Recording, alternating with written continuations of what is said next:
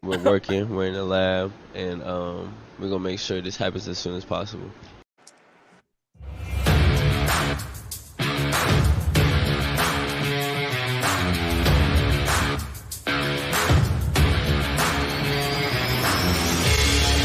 Welcome to an episode of the Sports Genes Into the Lab podcast, where sports analysts and experts dissect the latest news from the NBA and NFL, giving you a unique view on some of the hottest topics around your favorite teams. From the fresh field smells of the NFL to the hardwood courts of the NBA, and possibly your comfy couch for your fantasy football team. Let's see what kind of news the lab is working with today. Here's your host from the Sports Analytics headquarters in San Antonio, Texas, Ernest Silva.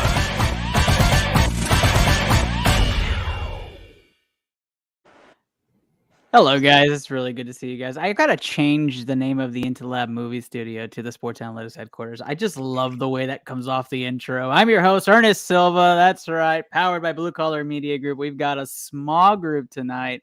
One producer in the house. Shout out to Londa, who's walking up the stairs. I can hear it. And officially a 3-0 game in the Phillies-Houston for those that are actually watching baseball in the World Series. Dre will hopefully come on and turn the tide for the Astros, but I think Bryce Harper gave the tip on what Lance McCullers is doing. Anyways, we're not a baseball show today. We're football.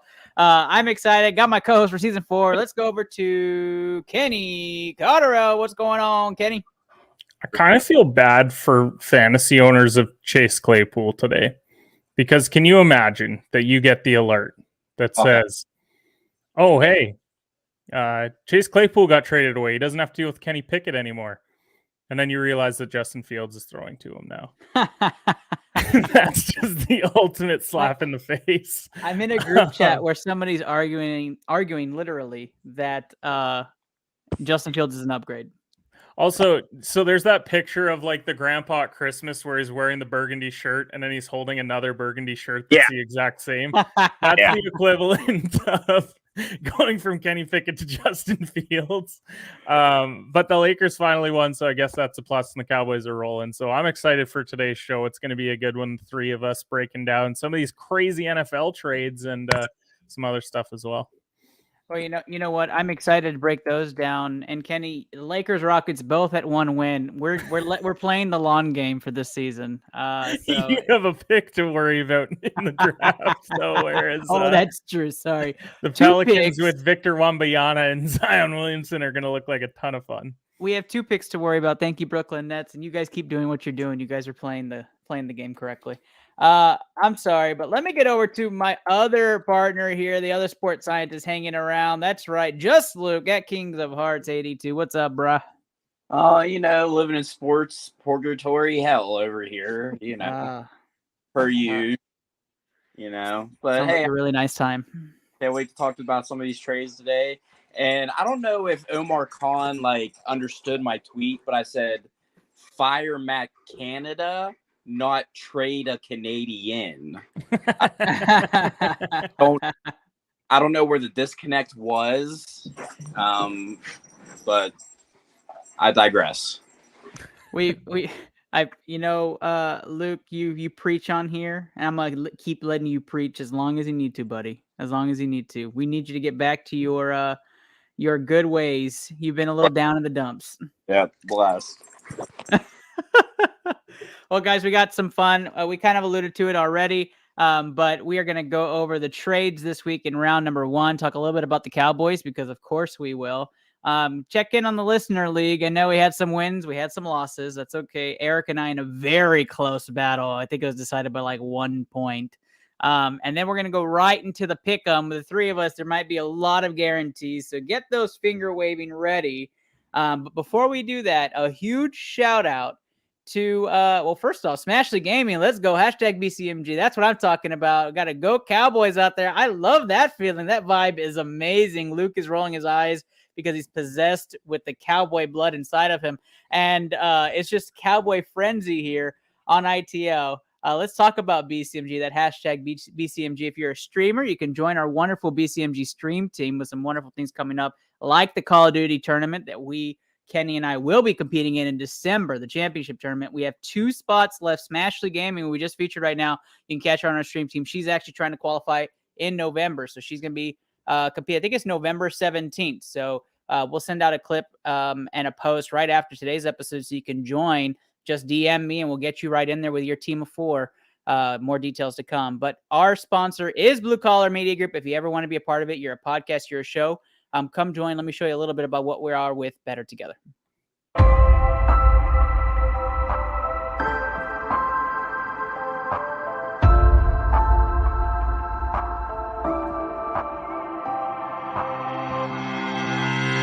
Happy Thursday, y'all. Happy Thursday. I'm your host, Andrew Kahn. This is the Boomtown Pod.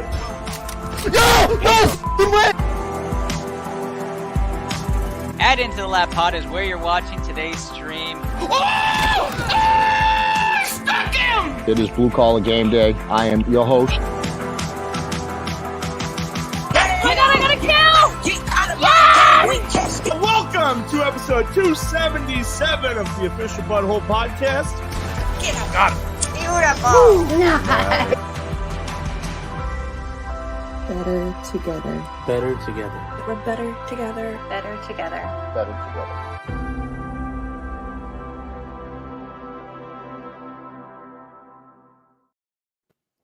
That is correct. BCMG's Better Together, and the upcoming new video coming for the holiday season will feature the wonderful Kenny Cotterill. He's excited. He's going to be on there. Yeah, for sure.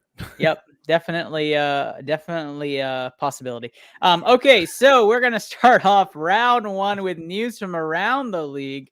We're going to start things off with the Dallas Cowboys. The Dallas Cowboys beat down those Chicago Bears. My producer finally in studio, Orlando Mendoza, here to watch the Astros-Phillies game and hang out with today's episode. 49-29 was that score. And it was pretty amazing. Pretty amazing. So, sorry for the feedback there. 4-0 Phillies is not going well tonight. We're going to probably change the channel in a minute. But, all right, Cowboys did their thing. Probably one of the best games the Dallas Cowboys have played in the past couple of years. The defense did its thing on the passing side of things, gave up a ton of rushing yards. And the offense looked like the offense of old, and Dak Prescott looked like he was running the ball pretty well. Kenny, we'll start things off with you on this, right? How'd you feel about the Cowboys after beating the Bears? I mean, I don't love giving up 29 points to the Bears. I don't understand the game plan going into that game. You know that Fields at best is going to throw for 200 yards, and you just don't care about the run game at all, because there's no reason why you should be giving up like over 250 rushing yards or close to. Like, it's inexcusable as a defense. Now, they did make the fortunate defensive touchdown if Justin Fields didn't quit on the play there. But I do agree it was a good win for them. Offense looked better. We just need the two of them to combine to do well, because it was a good defense, bad offense, and then bad defense, good offense. So if we could put both of those together for an entire game, that would be great. Not that we have to worry about it this week, because we have a bye week and we're picking up feedback, but I think we're good now. Looks so good I'm not figured too out. worried about Dallas, obviously, this week, but the following week when they actually have a game, then I'll be a bit more concerned when they head into Lambeau Field. Yeah, I think off the bye week, it's going to be beautiful against the Packers. Packers struggling. But I like to agree with you, right? Like, if you can't stop the run, thank God we're ahead in that game, because then who knows in a tight one what's happening with the clock and where we're at, right? In a close game with the Bears. The fact of the matter is did Hankins play in this game? I don't think so. Yeah, so maybe that's part of the plan for the Cowboys defense. Maybe that's part of the effort to stuff the middle, but a crazy sequence with the Micah Parsons fumble for a return for a touchdown. I don't know why Fields just touched his back or something, jumped over him. But the Cowboys looked like the Cowboys of old. I mean, Dak was using the tight ends like he used to. He was spreading the ball around the field. Tony Pollard looks like the back that probably should be getting the bulk of run calls, but obviously pass blocking and the screenplay is probably more Zeke's effort going forward. The Cowboys just look good, and they looked in rhythm going into the bye week. I'm not going to say Super Bowl or bust yet, like some people like to jump to conclusions for. But I am going to say that as a Cowboys fan, I'm happy with the win because the Bears are probably arguably the bottom 3 team in the league, and you should be killing them. Yeah. But I mean, the thing about Dallas right now, and if you look at the overall landscape of the NFC, the idea has to be that you are in the NFC Championship this year, because Philly's going to probably have the first round bye. The schedule's there. They're just in a really good spot to probably have a couple losses. Dallas has a few more tough games left. Minnesota, are we really that worried about them? I know we'll talk about trade deadline, a move that they made, but I mean, you're looking at this NFC with Green Bay being bad, Tampa being awful, the Saints look bad. You've got the Falcons and Seahawks leading their divisions right now. Yeah. Now, San Fran obviously is a team to be concerned about. I think they're going to go on and win their division with how CMC looked this past weekend, but there's a lot of bad teams in the NFC, and I think if you're Dallas, you're not going to win the division, but if you can't beat the worst division winner this year, then I don't know what to tell you, because chances are it is going to be that division. I think it's going to be the division that has the Falcons in it. I don't think it will be them. I think it'll be the Saints, or it'll end up being Tampa Bay. But if you can't beat either of those teams come playoff time, then you got to look internally and say, what the hell are we doing here? Yeah, I think the goal is going to be not to play San Fran. You're going to hope that San Fran ends up on the Philly side and that you're playing anybody else. And then if that's the case, you're in. Of course, I am higher on Minnesota. I think Minnesota is the team that's going to try to make a run, just like Dallas is. I think this is the only year they got it. Unlike Dallas with a little bit of a bigger window, I think this is Minnesota's year. You got a chance. So I do like that. Those odds, though. I do like Dallas against Minnesota, too, though. Like, I don't see – I like them. I like that even more than the others. So Skip Bayless, I hate calling him out on my show, but him coming out and saying NFC Championship, I think he's right. Like, I would love to see a Philly-Dallas NFC Championship. Like, that would be that. Just at this juncture, obviously there's a lot of time to figure it out. We still got another 2 months, but when you're looking at it right now, you're not worried about beating the Giants. You've already proven you can do that. You shouldn't be worried about Minnesota. Like, really, strength of schedule for Minnesota isn't there yet. Now, they're going to have an opportunity to prove it down the road, but their lone test was against Philly, and they got blown out. So I'm not worried about any team besides Philly, because I think Philly honestly might have the most complete roster top to bottom in the NFL, at the very least in the NFC. And usually around week 10, we're doing playoff scenarios and we're looking at strength of schedule. So you'll see that on ITL, but Cowboys right now in the driver's seat, the NFC East in general in the driver's seat. So pretty surprising. That Taylor we're Heineke, them. Buddy. That's right. NFC Beast. Am I right, Luke? Am I right? NFC Beast? No. Oh, we can't have the Beast this one time after being the least for the last decade. That's a valid point. That's a point. Thanks for being understanding, Luke. The NFL trade deadline was absolutely bonkers. If you were watching the NBA today, it was the NBA, but with pads on.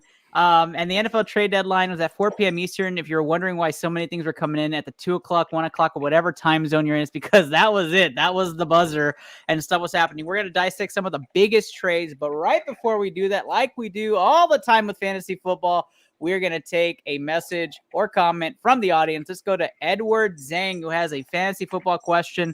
I just made a massive trade. Wow. Who do you guys think won? Dalvin Cook, Leonard Fournette, Mike Evans, Lamar. Okay, I'm going to guess that's Lamar Jackson. For Hurts, Waddle, CD, Swift, full PPR. I think it's the second team by a mile, if I'm being honest. So, okay, so we're talking Hurts for Lamar. Hurts wins that one for me. Yep. The Evans CD matchup is my connection, because you're doing Waddle for Dalvin or Swift for Dalvin. Yeah, second one wins for me. The second one has more PPR value by far. I don't love also that whoever has Fournette and Evans, like, we're doubling down on Tampa's offense with how Tom looks right now. Yeah, and Waddle, like, here's the thing: Tyreek's getting all the yards, but Waddle's getting all the TDs. That's true. Yeah, that's kind of huge from a fantasy perspective. You have Dak back for CD. Swift looks like he's back to 100%. The only thing you have to worry about with Swift is Jamal Williams coming in to punch in touchdowns. But Dalvin kind of has the same issue as well, to an extent, not as badly, but like Madison comes in and vultures touchdowns as well. So to me, the big separator here is Hurts and Lamar, because Lamar will have those weeks where it's really special, but the last number of weeks has been bad. It has not been good for Baltimore. Even with them winning football games, from a fantasy perspective, Lamar has not been great. If he doesn't have the run game going where he goes and gets 80 to 100 yards, then I think you run into some issues. And he's also got Mark Andrews hurt. I don't think he'll play this week. He also doesn't have Bateman. So sketchy weapons in Ratbird country. Definitely. I think the second team gets the win for me on this one. I think it's probably, I don't even think it's close on this. I think it's a 10, 15 point edge every week.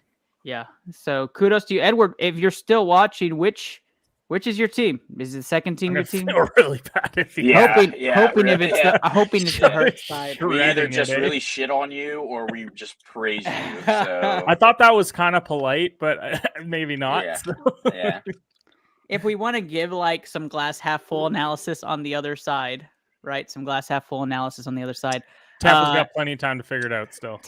Okay, he got Hurts. Okay, so here's the. Okay, the so he did get okay. Yeah, there we go. Yeah, okay. Just for you, Edward. Just for you. All right, we're gonna spin it. That's a BCMG guarantee. You won that trade. Yeah.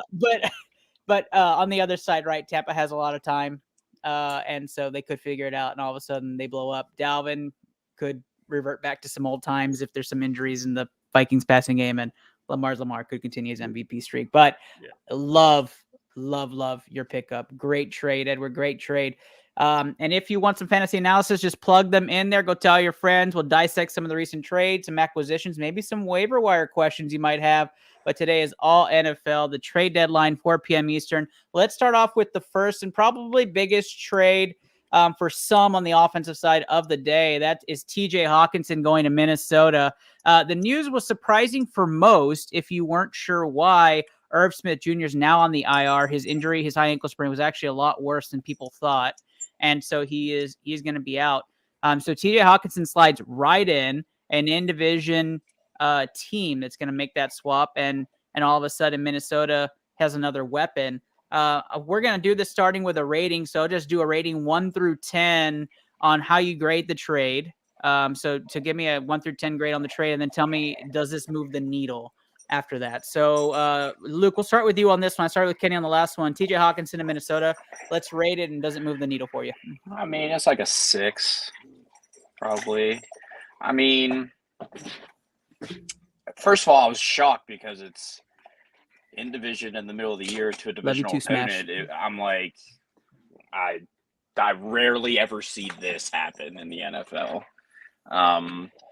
If TJ Hawkinson can return to old form, Kirk Cousins hasn't really had Irv Smith, obviously, but a tight end really in any one of his teams that he's played for in Washington or in Minnesota till Irv obviously came around. If it could be Hawkinson and Irv next year, I think that's a good move in the long run. Yeah, I like that. Obviously, people might be asking themselves, where's Kyle Rudolph? Well, that's Tampa Bay. He's down at Tampa Bay. He's playing backup to K. Otten, right? So not doing stellar. But Kenny, I'll go to you. Hawk to Mini. What are you thinking? First of all, remember that like one good Kyle Rudolph here? And yeah. I had him. I want you guys to do one thing for me when the show's done. Go back like 8 to 10 years, look at the tight end rankings in fantasy football, and just look at some of the names that are there. There are football players that you have completely forgotten about because they had one good season. And so that's always a fun exercise. It's a bye week, so maybe I'll have some fun with that on Sunday. Yeah, it is a bye week this week, Ernest. Yeah, just gonna roll through that. I'm actually closer to a 7 or an 8 on this one. And it's not even more so about the Hawkinson move because I like it. I think them getting another option in that passing game is good. But the fact that Irv Smith is out and Thielen looks like he's missing a step. He looks like he's regressed this year. So it can't just be Justin Jefferson 15 targets a game. He threw some balls up in that Arizona game that had no business being caught, but Justin Jefferson's just that damn good. So I think Yes, this sir. just takes a little bit of pressure off him, a little bit of pressure off Thielen as well. He's questionable this week as well. So if he doesn't didn't he get go, a then concussion? I mean that's a cause for concern. So that's why I have it at a 7 or an 8. Now on the Detroit side, keep in mind they drafted this guy in the first round in the last 5 years. So that's telling you how things are going in Detroit. 1-win Detroit that I was very high on heading into the season, and it really bothers me that they still only have 1 win. But Yeah, man, tough times in Detroit when you give up like 40 points consistently. Defensively, they're a nightmare. Yeah, I think for me, I was high on Minnesota to start the year, and I'm going to continue to be high. I like what the offense has shifted with getting the Chargers' offensive scheme into the Minnesota offense. I think it was perfect for what they want to do. Madison's been a disappointment this year, but I think his trade requests have kind of honkered down that they're just going to ride Cook out for the year. And then you have this situation with Thielen. So who knows, right? Who knows what's going to end up happening? Now, I am going to grade the trade an 8 for many. I think that it is a fantastic trade because you get a playmaker down the middle. Most teams who make deep runs need to have that playmaker down the middle, and I love what TJ Hawkinson brings to the table. He's my fantasy tight end, so I'm looking forward to seeing him in purple. But before I go on to and it does move the needle a bit for me. I think it just makes the offense a little bit more dynamic than what Irv Smith could do for it. The Coach Peanut making his regular appearance here. Brandon Cooks to the Browns. Super Bowl, here we come. I'm guessing he's speculating the fact that he's probably going to get cut, and then the Browns will sign him. I don't know if him and Deshaun want to rekindle. I do know Brandon Cooks tweeted out that he had, shit on the organization or whatever you want to say. So who knows? I guess we're going to look in to see if that's a legit thing. But Coach Peanut, good luck. Oh, wait. Coach is saying, no, we traded a second-round pick for him. Is that a legit trade? He did not get traded at the deadline. That is a false report. Sorry, Coach. You did not get him. But maybe if he gets cut, he ends up being a Brown. But we'll look into that. Let's move on to another in-division trade. Well, not an in-division trade, but another division rival for you, Coach. But that's right. Chase Claypool gets sent to Chicago. We joked about this offset, but we're going to go ahead and make a comment on it. Chicago obviously thinks with getting in N'Keal Harry and now bringing in Chase Claypool, they're just going to surround it with some speed. Just keep it fast. Chicago apparently trying to make some sort of run here.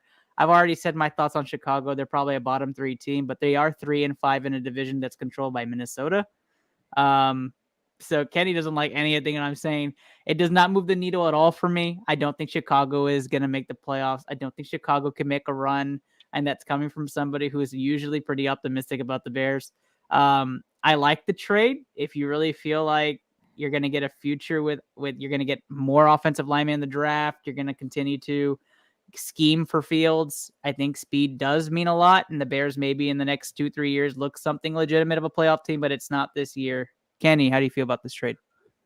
I mean, it doesn't move the needle at all because the Bears still stink. It's just more so like long-term, we're actually going to get a fair barometer by year end of whether Justin Fields can be a starting quarterback moving forward. Because that was the knock all off season long was they did nothing to help him. They let Allen Robinson walk. They didn't address any of the receiving issues that they had. Now, Claypool, he's top 40 wide receiver in the NFL? 40-ish. 40-ish. So like that's an addition. He's kind of 1A, 1B with Mooney. That's just, to me, they're kind of in that same class. But Fields has been making plays with his legs anyways, so I don't know how much this does it, but I don't know. Also, I read Pro Football Focus right now would put out a tweet that he did not get traded, so unless I've missed something, then I don't think that he was dealt. But to me, the Claypool move's fine.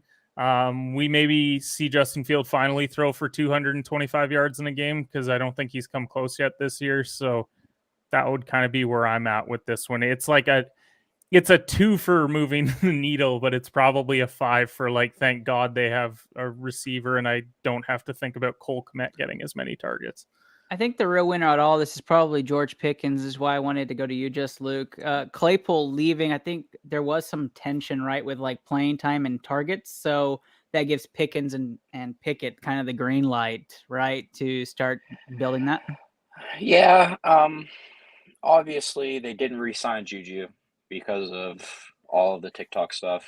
whether anybody cares to say it was a distraction or not, it's a distraction. Yeah. Chase Claypool has a TikTok following. He has a social media following. It is a distraction. Don't care what anybody says. Mike Tomlin, Omar Khan feel that it was a distraction.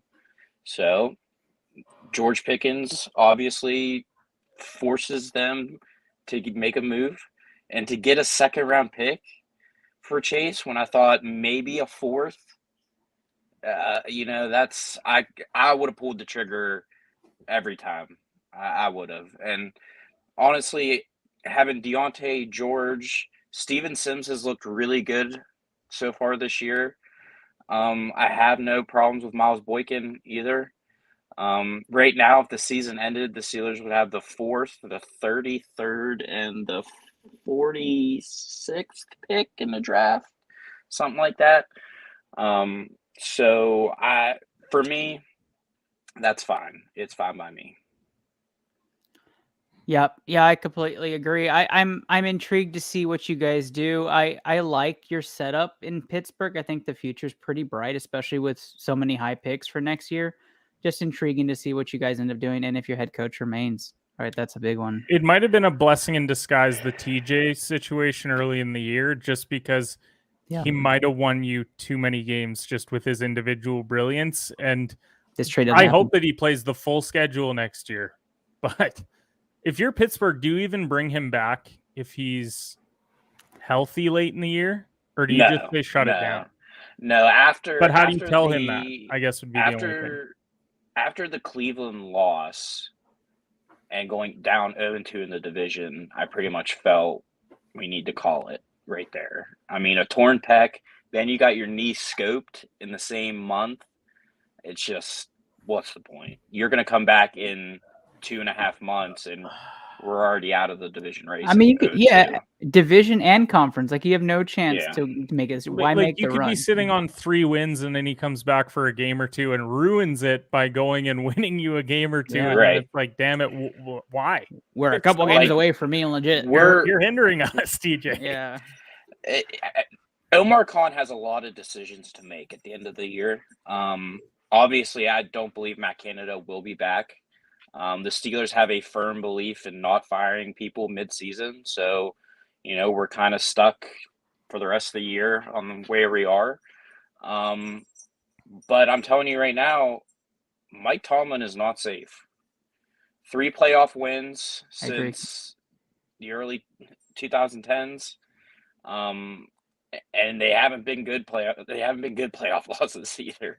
And people kind of scoffed when we got Brian Flores as like a special advisor, but it would not surprise me if he comes down out of the box and becomes the head coach of the Pittsburgh Steelers. It would not surprise me. Yeah. Yep. Roethlisberger's eating Roethlisbergers with smiles. Let's go to Miami. Miami made some trades today. That's right. Bradley Chubb, though, was the big one. Bradley Chubb heads to Miami and Chase Edmonds goes to Denver. And a very surprised Edmonds move after I dropped him in every league. I don't think I would have picked him up anyways. But Bradley Chubb to Miami is very interesting. And a lot of players in Miami were very happy about it. It looks like Miami's making that run to go this year. This is their run. There's a lot of talent in the AFC. So there's a very, very steep race. Miami to you guys after this trade is top what in the AFC? I'll start with you, Luke. I would still say they're a top 5 team. I think that's easy to say. Top 3, no. Top 5, yes. They've strictly made that Bradley Chubb move to neutralize Josh Allen as much as possible. At least that's my thoughts on it. They needed somebody to get to Josh Allen. Christian Wilkins is good. Obviously Xavier Howard in the back end shuts down a lot for them. Mm-hmm. They just haven't been able to get good pressure with that defense. And now, if Bradley Chubb stays healthy, it's a good pickup for them. Now, okay, let me get Kenny's thoughts. I'm going to ask another question real quick before we move on to the next one. Kenny, your thoughts. Miami is a top what in the conference? To me, this matches what Baltimore did the other day. Because number 1 is Buffalo. Number 2 is Kansas City. And then you have everybody else. And Baltimore was around 3 to 5. They hopped up to 3 when they got Roquan. Now Miami causes some doubt there where maybe they're the third best team. And you know what? Maybe they get lucky. Maybe they avoid Buffalo and Kansas City, and they have a chance to go to the AFC Championship. Now, I don't think any team can beat either of those two teams because I don't think that they can match them offensively. But this move for Miami just solidified them as in the top 4 because I think it's them, Baltimore, Kansas City, and Buffalo. That's your top 4. Forget about the Titans winning their division. Like, congrats. But, man, you're going to be really upset when you have to play Miami probably. That's about to say. So that's where I was going to go with it, right? If you look up matchup-wise, it's probably Miami, Tennessee locked in now. Like, that's But Tennessee might win too many games. That's what's crazy. Because that division is so bad. Yeah, it's garbage. It's garbage. It would get Other to the than point Sam where, Ellinger and the Colts, that was very good. But, like, let's say it's Baltimore. Baltimore wins the division, right? Because Kansas City's probably going to win the West. Buffalo will win the East. They both have a ton of wins. Tennessee doesn't have a tough division. They'll have a ton of wins. It could be the Bengals or Baltimore getting Miami, which is a slap in the face. It is. Yeah. It is. Absolute slap in the face. That's a loss to the home team. I think whoever gets Miami that first round is just going to be a loss at this point, unless Buffalo slips or something like that. Like, that'd be crazy. But okay, so that was going to be my next thing was about matchups. But let's do some honorable mentions before we talk about the last key acquisition of the day, and then we go into our pick'em. Just some honorable mentions. Calvin Ridley traded to Jacksonville. Goodbye, Christian Kirk next year. But for this year, he is out for the season. So nobody go and try to get him off waivers today. He's not playing. Keeper league. I'm just saying. Well, if you're in a keeper league, look up your rules and what it means to keep a free agent pickup. So just. Well, it's my league, so I make the damn rules. But you can put him in the 12th. He's down to the 12th. Kadarius Toney earlier in the week got traded to Kansas City. A sneaky good move if that works out. We get a speedster that's elite in playmaking on the field for Patrick Mahomes. I think that moves the needle a bit. And Roquan Smith goes over to Baltimore after crying at the podium. He's now gone. I will say this. I think all these teams make smart moves. I thought there were a lot of smart trades today, but the most intriguing trade of the day for me, I think I know what you're doing, yeah, was Buffalo. I think the last trade of the day was the most intriguing trade out of all of them. Nyheim Hines to Buffalo for a number of reasons. One, doesn't he just fit like a glove into a running back pass catching system? I mean, arguably one of the best pass catching running backs in the game, and you put him with a quarterback who loves to throw the ball 50 times a game. Like that is like elite level offensive, fits like a puzzle piece to me. And Buffalo, I think, just gets so much stronger on a day where we thought there won't be a lot of action. There was like 18 trades, like the most crazy thing. And the two teams that I thought would probably make a move in Dallas and Green Bay didn't do shit. So we have this. Kenny, Nyheim Hines. I think you like Hines, right? How'd you feel about this trade? I like Hines, and I think once CMC they heard the asking price, they're like, "No, we're good." Like, not willing to give up that much for CMC because he would have been the perfect back in that system. Yeah, let's be honest. Yeah. But they're also probably worried that CMC might take away from Josh Allen's passing TDs, so maybe that's why they didn't make the trade because they want him to win MVP. But I do think that Hines is a good move. They traded away Zach Moss, which, like, to be honest, I was shocked he was still on the roster. So I was like, oh, okay, so he'll probably just get cut right away, or not get carries behind Jonathan Taylor. I think he's the perfect option in that offense. They'll use Singletary to pound the rock, and then they'll bring in Hines to do the receiving back stuff, and James Cook just kind of fit him in wherever you care in garbage time. So I think it's a good move. It's not a needle mover or anything like that. Offense is always going to be terrifying. And the way that they've kind of adopted the Kansas City offense of having like end arounds with Isaiah McKenzie, and they do the same thing with Crowder at times. And, you know, they get pretty gimmicky at times.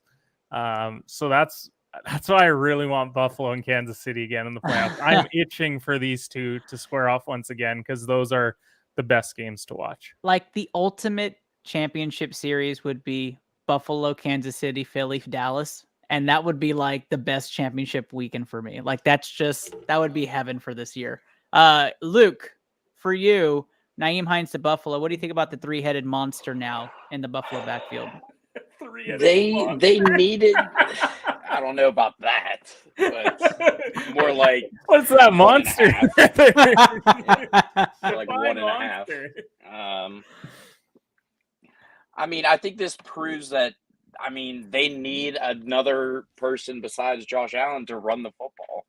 I mean, they have struggled heavily and mightily with not running the ball, not named Josh Allen. They needed somebody else. It's just they needed it.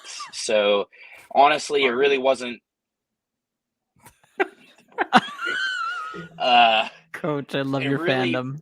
Honestly, it really wasn't that much to really give. Buffalo, I think it's a win-win for both teams, honestly. And Hines is going to be really happy going from the Colts to Buffalo. Yeah, he definitely goes from one elite quarterback to another. So I'm shocked, honestly, that Ellinger didn't get pulled on Sunday. So I would call that a win that he didn't get pulled in his first start. Guys, that ends our analysis for round one. I will say this. We're going to go right into our pick'em, our primetime, way too early pick'em. With just three of us, we really spent the majority of our time in round one. So let's run right through pick'em right after this commercial break. All right, round two, primetime, way too early, NFL pick'em. Here we go. Week number 9. Let's dive right into it. Texans versus Eagles, Thursday night football. Eagles 14-point favorites on the road. Do the Texans even have a team? Like, let's just put that out there. Speaking of Texans, though, Brandon Cook's probably not playing in this game and probably getting cut. I don't know who picks him up. I just know there are rumors to Cleveland, Dallas, and Green Bay. Nobody got the trigger pulled, and he is now an unhappy veteran wide receiver in Houston. With that being said, though, Houston 14-point underdogs to start this one off with Kenny Cotterill. Man, this is such a gross line because Houston stink. Like, they stink so bad, but they're at home and 2 touchdowns. That is a lot of points. I'm going to pick, obviously, I'm taking Philly money line because if you're not taking Philly money line, then wow, you're in for a big payday if the Texans win. I'll take them to win and cover, reluctantly cover, because, man, that is so disgusting to see -14 on the road. Kenny, what's your breaking point for this game? Is it 10, 9.5? Like, where I feel comfortable. If somebody says, hey, I like the Eagles so much, I think they'll cover, but I want to give myself a baseline. Where are you telling them to put the money? 9.5. 9.5. That's why I went there. I'm at 9.5. Touchdown and field goal. Yeah, I'm there too. I'm there. Because to me, they could be leading by 17, and then they give up a late. It's like the Tennessee game. They were up 2 scores on Houston, and then suddenly they score a garbage time Dameon Pierce touchdown, and then it's a full TD game. So Coach Peanut says that Brandon Cooks wants to play with the most accurate quarterback in NFL history, Deshaun Watson. Next.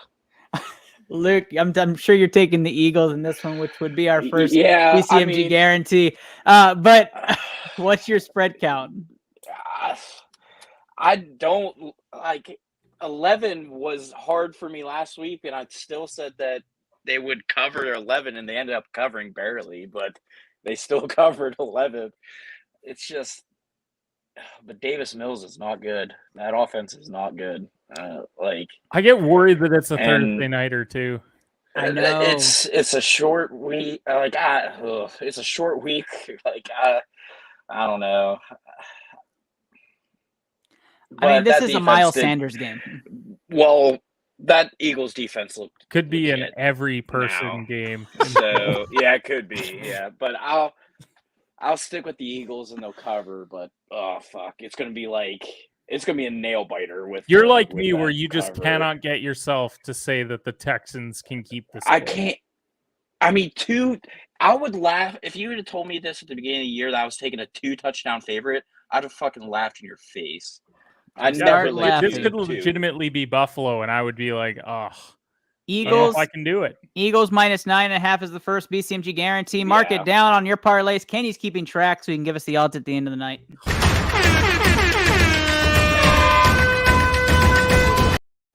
Philadelphia Kyle, minus do you go 9.5. alt spread minus 9.5 on that Yeah, game? Okay, I'll 9.5 go. on that one.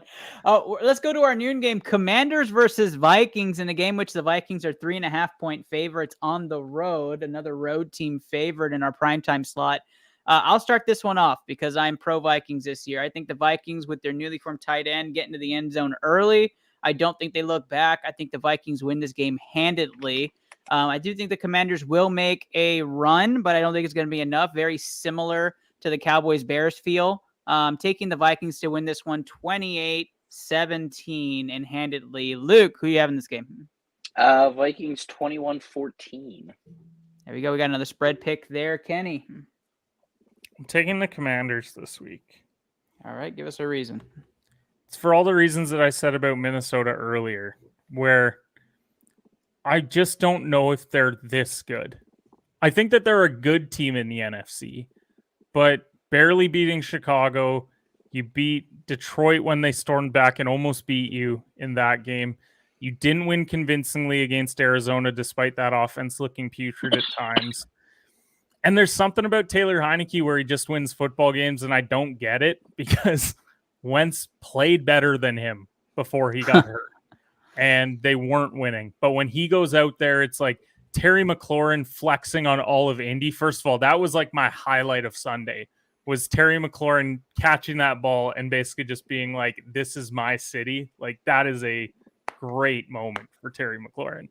So I'll take them to win that game. It's not going to be pretty if it happens because I think Washington's really only capable of putting up 24 points at the most, but I'll take Washington in this one.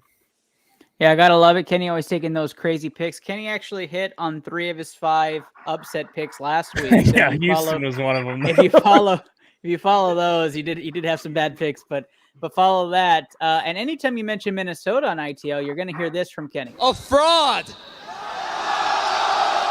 That's right. Never. I like Minnesota. I got money on Justin Jefferson for Offensive Player of the Year. He has picked against Minnesota. I just want the record to be shown 4 out of 8 games this year. 4 out of 8 games. They're 6-1, Kenny. Well, yeah, but Philly had to have been one of them.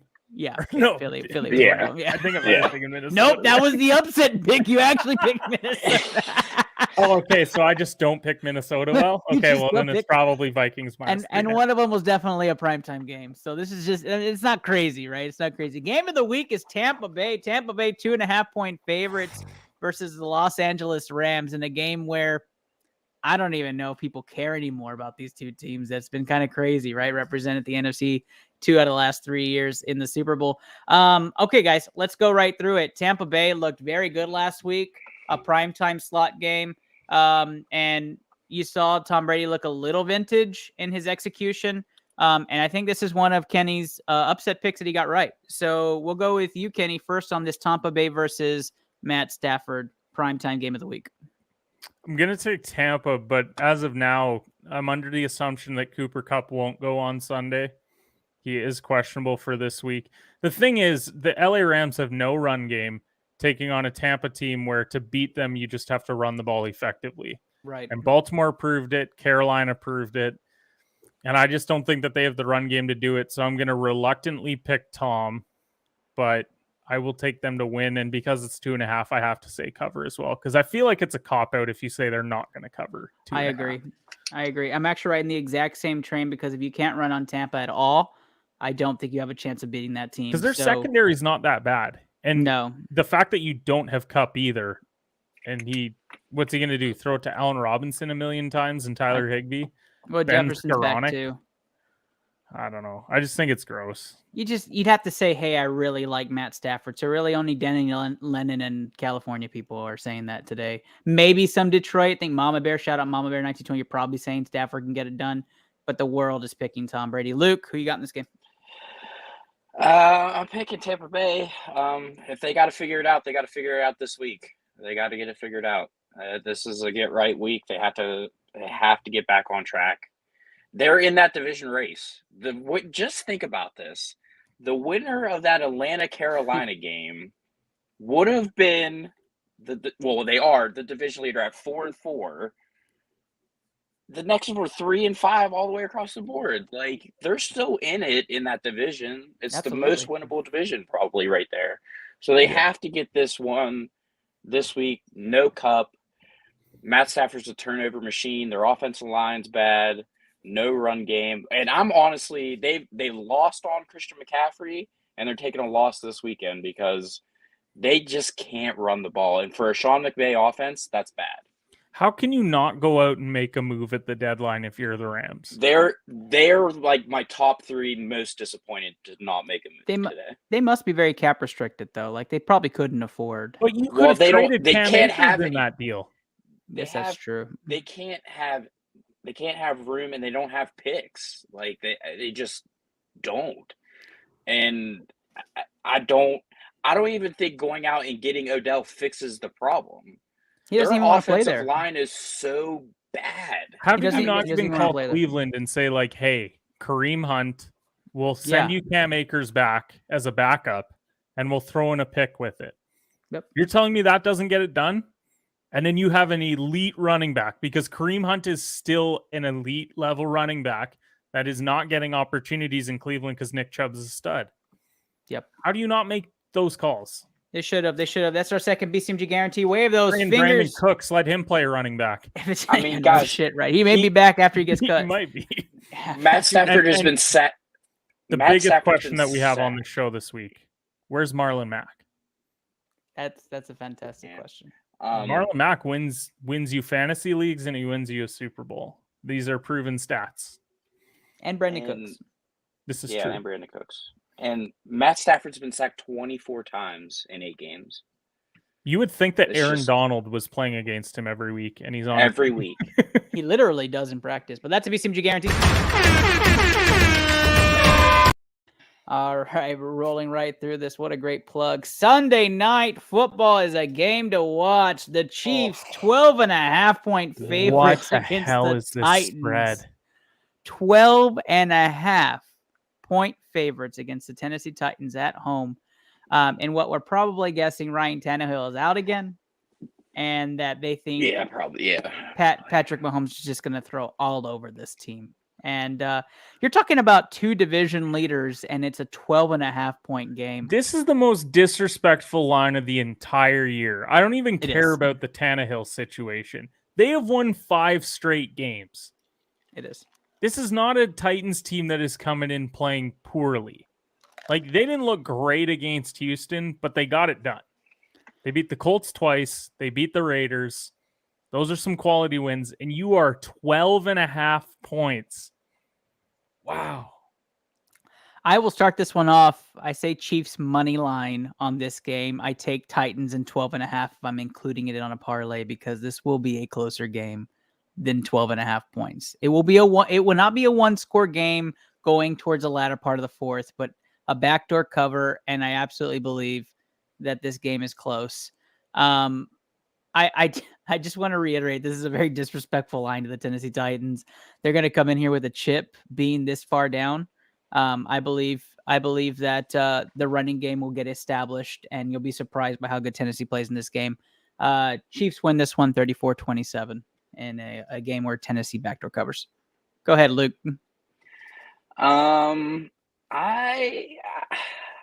First of all, people need to stop bagging on Malik Willis. All right. It was his first week, guys. Agreed. Like, come on.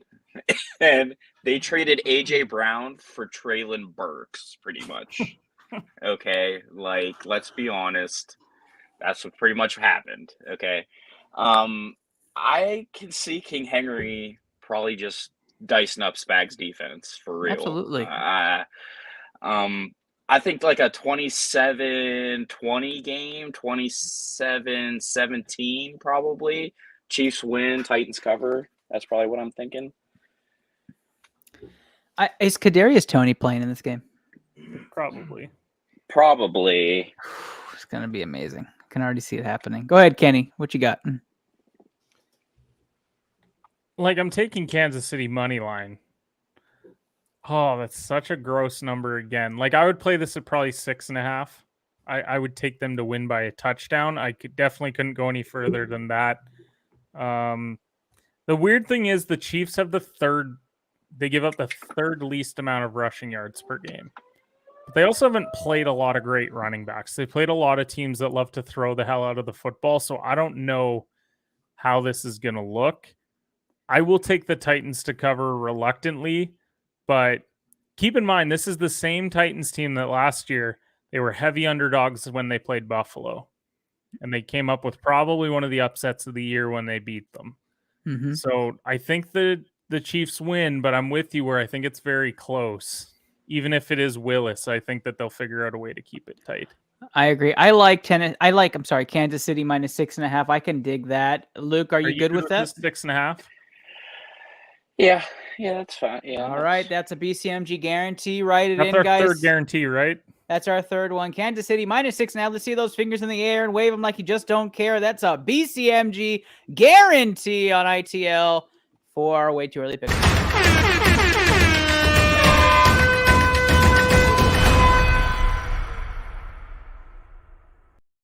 Our final game before our fire round picks: Saints versus Ravens. Saints at home playing against the Ravens. Ravens minus 3.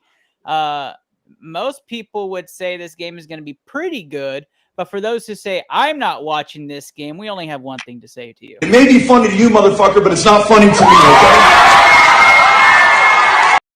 That's right. Good luck, Beto. I know early voting's almost concluding here in Texas. We wish you the best, but that's right.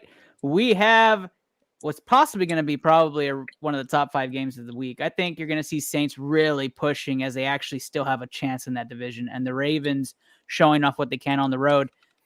We start this one off with you, Kenny. Who do you like in this game, and what do you think you're going to be seeing from the new look Ravens as no Rashad Bateman, Roquan Smith joining the fold, Isaiah Likely being a breakout, probably Kenyon Drake getting the start? What are your thoughts? Probably no Mark Andrews as well this week. True. I am taking Saints money line on Monday Night Football. I like the fact that they're at home. Yes, I think Smith's going to make the defense a little bit better, but let's not forget that these are the stats for that defense right now. They're 20th in points given up per game, 25th in yards, 28th in passing yards. And the Saints have actually done a pretty good job as far as throwing the football with Andy Dalton. I think he's actually been a very good quarterback this year for them. So curious to see if they'll finally get Michael Thomas back. Even if they don't, Chris Olave has been phenomenal. They finally got Kamara going as well. So I just think this is a bad spot. Ravens are really banged up. They do have the extra time for this game because they haven't played since Thursday, but I don't know if that will necessarily be a great thing for them because none of these injuries are just going to go away by the time Monday rolls around. So I think they won't have enough weapons to get it done against the Saints on the road. Luke, how are you feeling about this game? This one's a tough one just because I think the Ravens need it more. With Cincinnati struggling, no Jamar Chase now for Cincinnati. Cleveland just laid the wood to them last night. I think the Ravens need this more. Getting Roquan Smith helps, but that secondary is still bad. They miss Wink Martindale, and I never thought I would say that, but they do. They used to blitz a lot. It put them on islands, but they were getting sacks. They're not getting sacks. They're not getting pressure this year, and that's the big difference. And then you look at the other side of the ball, like the Saints really aren't out of that division yet. Like they're still relatively okay in that division. I think the Ravens need it more. So they haven't let me down so far. So I'm going to they go let with you the down Rabbits. every time they win. Yeah, I know. Every time they win, they let me down, but they haven't let me down and pick them. So I'm going to go with the Ravens, and they're going to cover. They did let you down last week because we both had the Ravens and they lost. It wasn't very nice. But I took Tampa too, so it's fine. I just shut the sink because it pissed me off. But so you're going Baltimore to cover? Yep. He's taking Baltimore minus 3. We are all a little different here, but I am taking Baltimore to win this game money line. I don't know if they're actually going to cover the 3. I think that's a Vegas trap. Line. Yeah, it's a Vegas trap. I'm going to say that Baltimore plays this game pretty well. I'm going to say Harbaugh calls a good 3-quarter game, and the Saints have a lead, and the Ravens get bailed out by Lamar Jackson with a game-winning field goal by none other than Texas legend Tucker himself. So I'm excited for this game. I actually am looking forward to this game. I have it as one of my top 5 games of the week. And I'm hoping that we're going to see a thriller. I hope Olave goes for like 10, 220, and 3. And for my fantasy team purposes. And then we can call it on this Bipocalypse week what it is, right? Also, the other thing is, how did the Ravens not make an offensive move for something? It was another top 5 spot for Cooks. Yeah. For something. Now, they must have been of the opinion where they were going to wait until the very end when nobody signed him. They're like, well, he's going to get cut. We're a prime contender for him to go to. It must be. Him and 10 other teams that need a wide receiver. I was talking to a colleague, and we'll go to our final round, fire round picks, but I was talking to a colleague about Cooks, and I was like, man, I don't know how Dallas hasn't made the call. Like, how has Dallas not made the call? And then the report came out that Dallas did make the call. They did. They just couldn't land on anything. They're like, nah, I'm good. No, not this time, Jerry. Go take your showers, you perv. Go talk about Zeke more in press conferences. Oh, Jesus my God. Christ. If you didn't know this, we do have a stream team. You might have seen Coach Peanut Mama Bear smash the game inside of our comment areas. But check out what they really mean to BCMG with this short break.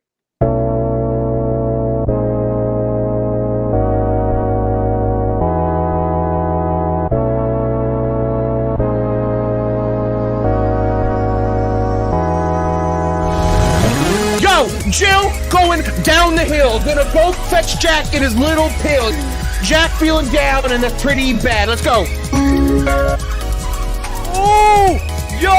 Clip that! Clip that headshot. Nice. No! A pistol. What the Okay, that didn't count. Woo! Let's go, baby. Clutch it up. Yeah, I like it. What? No way. Did that precision just kill me?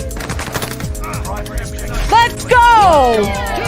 Nice, Papa! Papa with the clutch kill at the end. Let's go. Oh, I missed. That was bad. Got him. Nice. Man, I'm going to go steal their shit. That is definitely green. You're dumb and it's orange. We're both wrong, red.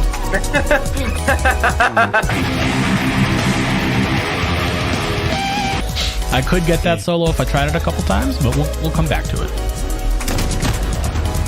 I'm fucking dick right now. Holy shit. Like, I fucking suck right now. Yeah, I can tell.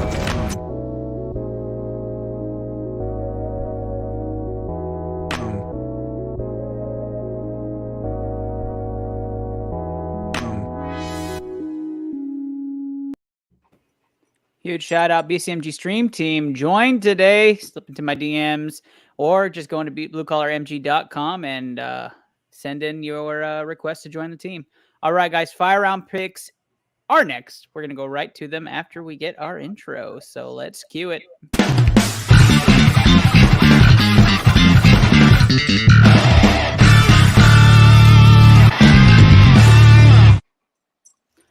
Round 3, fire round pick. A big shout out to It's Rated Mark Guajardo. We appreciate all of your wonderful videos and intros and preludes. And, you know, some people like to complain, but it may be funny to you, motherfucker, but it's not funny to me. That's right. It is not funny to shout out Beto again. Early voting. Go get your votes out, Texas. All right. Bears versus Dolphins. First pick, Dolphins -5. Bears at home. Let's go around the room. Let's fire round pick it, guys. Kenny. Fins. We got Dolphins. Yeah, I'm not taking the Bears. Add that to your BCMG guarantee. We're not going to run the video to the very end. Here we go. Is it just money line or are we taking the spread? I am good with -5. I'm good with -5. Okay. We just got to boost those odds, boys. Are you in -5, Luke? Yeah. Yeah. You're in. All right, let's go. Jets versus Bills. Bills 13-point favorites on the road against the Jets without Breece Hall.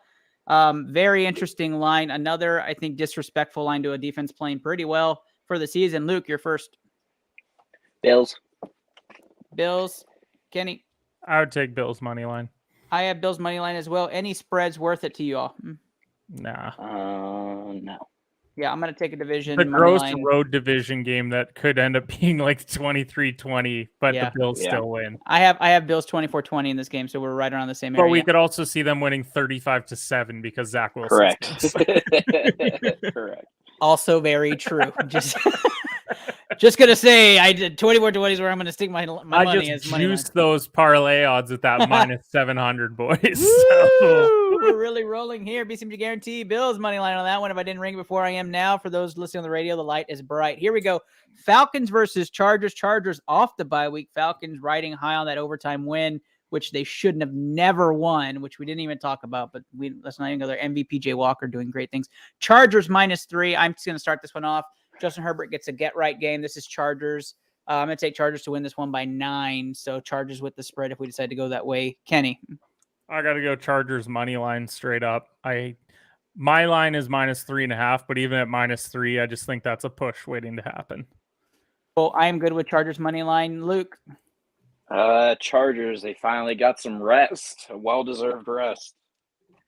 Good job, Chargers. That's a BCMG guarantee. Wave those fingers in the air like you just don't care. We are rolling through fire round picks, and we go right to New England. Shout out to Steve, the General Reisner. Patriots -5.5 versus the Ellinger Colts without Nyheim Hines or Jonathan Taylor in this game. Patriots -5.5. This is a snoozer.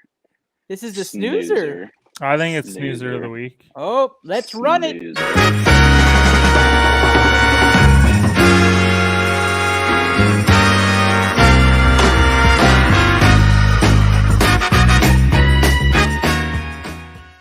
Patriots versus Colts, the official snoozer of the week for ITL. We start this one off with Luke. Luke, who you got? Pats. Give me the Pats. Patriots with the win here. Kenny? Before I catch heat from Steve for it, calling it snoozer of the week, the over-under line's at 39. No other team is below 40. That makes them snoozer of the week by default. But I will take Patriots money line. Are we rolling 5.5? No. God, no. We are taking New England money line. Add that to your BCMG guarantee. Get those fingers ready. Here it is. The light is on. Swing those fingers around. We have our parlay building. Patriots money line. Added that parlay.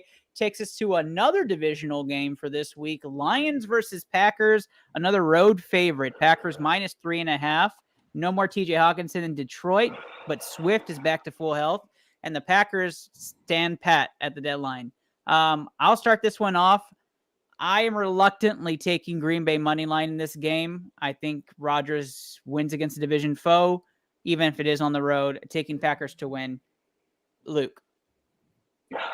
Man, this is an ugly game. Ugly game. I think Alan Lazard's going to play this week, so give me the Packers.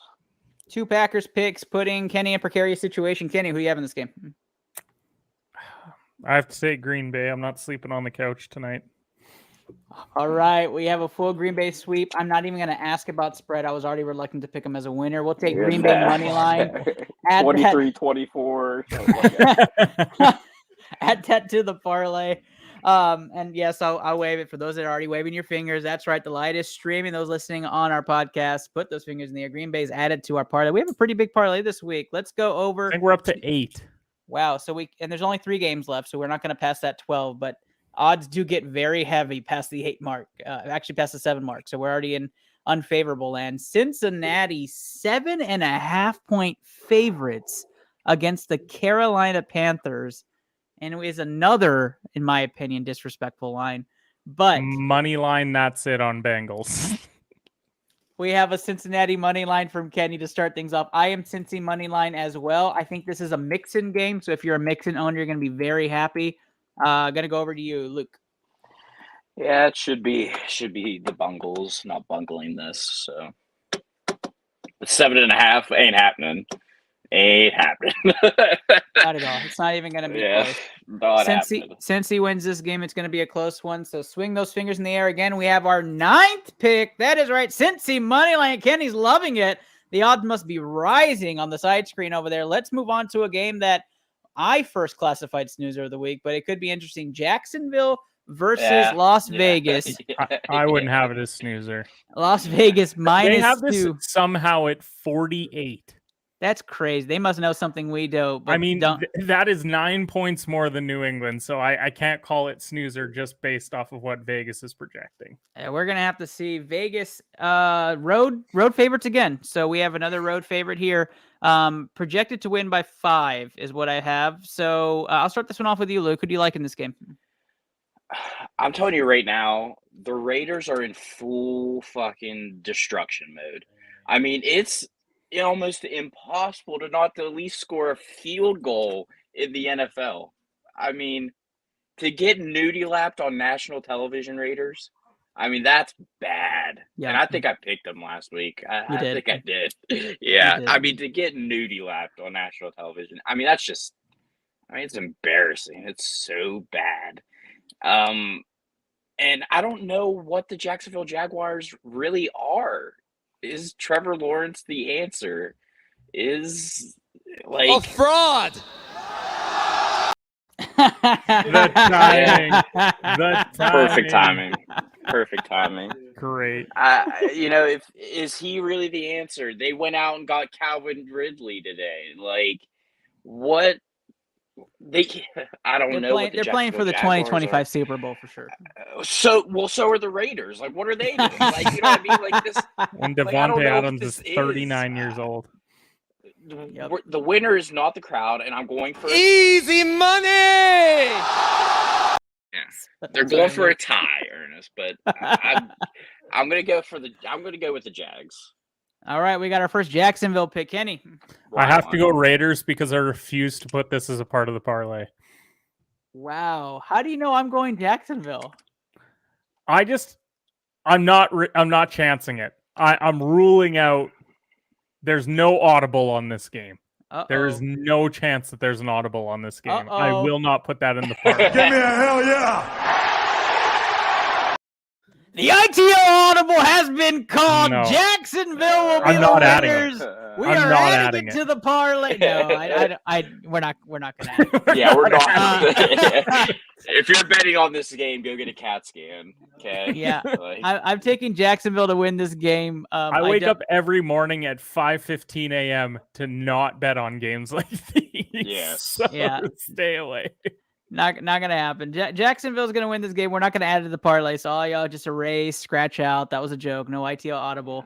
But if this next pick is not a BCMG guarantee, it's absolutely being audible. And we're gonna go to our final game of the week. Before we do that, thank you so much for listening. Thank you so much for watching. We appreciate all the interaction. We hope you guys stick around as we go through the midway point of the NFL season. We love all y'all. Let's go right to it. Arizona versus Seattle, and what's going to be probably one of the most watched games of the week. It's going to be very entertaining on this game. I'm sure the over-under is high. Cardinals, yeah, it's very high. So Cardinals 2.5 favorites right now on the board against the Seahawks at home, divisional game. More than likely, it looks like it's a 1-point deficit for Arizona when you look at the points, but Arizona 2-point favorites. Let's start this one off with you, Kenny. How do you like Arizona at home against Seattle? Like them a lot. Think they win. Give me Arizona money line. Arizona money line is the first pick here for our fire round pick. Go ahead, Luke. I mean, you can't deny D-Hop's presence. You can't. He has come back, and he's come back with a vengeance. And Kyler Murray is very happy to have DeAndre Hopkins back. It's still ugly. It's still an in-division game at home in Arizona. I'm going to take the Cards. And there's another thing, Ernest. I can't unsee it now. Somebody tweeted last week and said Kyler Murray looks like he runs like he stole something from his parents. Yeah. And I can't It's unsee true. it. Like a toddler running away from his parents. And I can't unsee Kyler it. Murray's also 0-1 since Modern Warfare 2 dropped, so that's a tough look. That is true. That is true. It's so also. funny. What's so funny, they have to put that in his contract, right? And then you have Juju coming out and saying, oh, well, me, Travis Kelce, and Pat Mahomes, and we're all just playing Warzone together. Yeah. It's like, yeah, because they aren't streaming it on Twitch to tens of thousands of people till 2 in the morning. Yeah. As we have 2 Arizona picks now, we see the meter. The BCMG guarantee meter is rising here. He's going to pick Seattle. I absolutely am going Arizona for this game. I love the Cardinals in this game. I think Arizona is different with DeAndre Hopkins. Just feels different. Cardinals are going to make that run, so I'm gonna go Cardinals. I'm gonna go against the Modern Warfare pick because it absolutely. It's not XP weekend, is it? No, Warzone doesn't come out this week. Warzone 2. Warzone 2 is not out this week. But is it double XP weekend for MW2? This matters. It might be. I don't think so, but it just came out this week, so it might be. That's what I'm worried about. Like, what if he's up till 4 a.m? He does have the later game, but still. The next double week XP weekend is.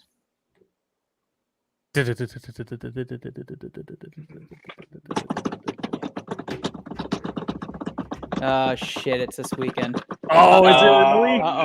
No! I'm backing him. I'm backing Kyler to end the streak. He's going to be 500 since MW2 dropped. This is it. This is where we make a stand right here. Right here. Arizona, add it to your parlays. Arizona -2. We're taking the spread. We're going crazy right now. It's going crazy right now in San Antonio.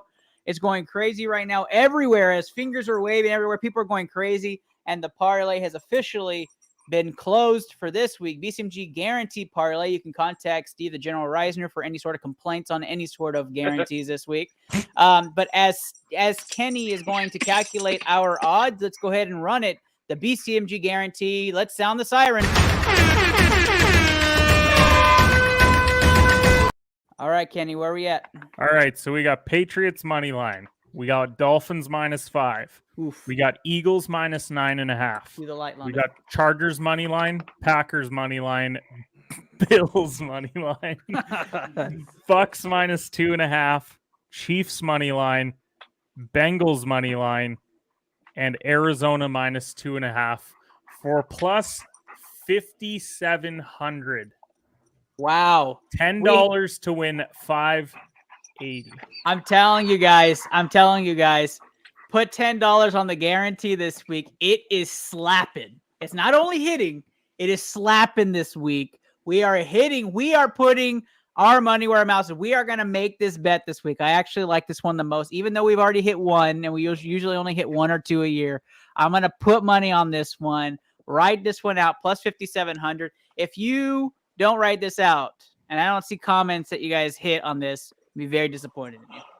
Very disappointed in all of you. If you stuck around the full hour and 12 minutes, we appreciate you, but we wouldn't be here without you guys. Thank you guys so much. Let's do our sign-offs now. Just Luke, let the people know where they can find you. Yep, you can find me in Sports Purgatory, aka Pittsburgh, Pennsylvania, right now. Or you can find me on Twitter at King of Hearts 82 right here down at the bottom. I'll actually be at the Penguins game. Hopefully they can stop the bleeding this week. They just got off a 6-3 win against Boston, so now we're playing Seattle at home, and I will be at that game. So I will be live tweeting that game while I'm there. So, yep. Thanks for having me on, Ernest. Appreciate it. Of course, brother. Thank you for being here and dedicated. My co-host for season 4, Kenny Cotterill at Hedge Pod, sporting the Dallas Cowboys. Almost had a Rockets hat on. If they were winless still, he would have a Rockets hat on. Kenny, how's it going, bud? Tell the people where they can find your stuff. You can follow me at all social platforms at HedgePod, live Monday through Friday morning at 8 a.m. Eastern time. Looking like it's going to be a pretty good day of bets. I think we're on pace to go 4-1, at worst 3-2, so we're profitable to start off November. And shout out to our new sponsors, Last Mountain Distillery over there at the Competitive Hedge Podcast, local company here in Saskatchewan that does great job with their alcoholic products. Order some in. They got some great holiday specials. So appreciate you having me on, Ernest. As always, it was a ton of fun. Hey, absolutely. We have Pittsburgh, we have Saskatchewan, we have San Antonio on here. We usually have Phoenix, we have some Boston. We're all over the place, guys. If you want to be a part of ITL, reach out today. We'd love to have everybody on, even guest podcasts. We'd love to put our picks against yours and maybe have some fantasy face-offs. But we appreciate all of you. I am your host, Ernest Silva. At Into the Lab Pod is where you can find the social content as well as on your podcast, your favorite podcast station. So we appreciate you guys, all of your support. Go follow all of our BCMG groups. You can catch us and find that link on my profile bio. But we appreciate you guys. Hope you guys have a great night. Hope you guys follow the BCMG Guarantee. And good luck with your teams if they're playing this week. 6 teams on bye. Keep a lookout.